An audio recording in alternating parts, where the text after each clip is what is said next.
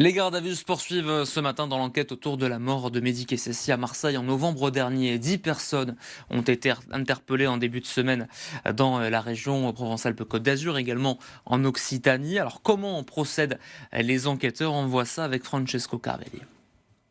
Pour ces arrestations, les enquêteurs ont bénéficié de pouvoirs élargis. Le fait de sonoriser dans la maison, dans un véhicule en temps réel, ça, c'est pas quelque chose qu'on trouve en droit commun. L'IMSI Catcher, c'est-à-dire qu'on met un système en place qui permet finalement de pouvoir capter tout ce qu'il y a dans le téléphone. Ça, c'est hyper intrusif, c'est hyper dérogatoire. On n'est pas, on va dire, sur l'écoute classique ou sur la téléphonie classique, c'est-à-dire on regarde un numéro où ça a borné, ou une perquisition classique, on fouille, on repart. Ce lundi, c'est l'Office central de lutte contre la criminalité organisée et la brigade criminelle de la police judiciaire qui ont réalisé ce coup de filet. Le tout validé par le parquet national anticriminalité organisée, tout juste créé dans la capitale, ce qui inquiète certains avocats. On se dirige surtout, et c'est ce qu'on avait critiqué nous, vers une centralisation des dossiers à Paris, avec cette difficulté en ce qui nous concerne, notamment les avocats du ressort de Marseille, eh bien, d'avoir une proximité avec les juges et procureurs pour pouvoir ensuite discuter. Pour l'heure, ni le tireur ni le complice à bord de la moto ayant ouvert le feu sur Mehdi Kessessi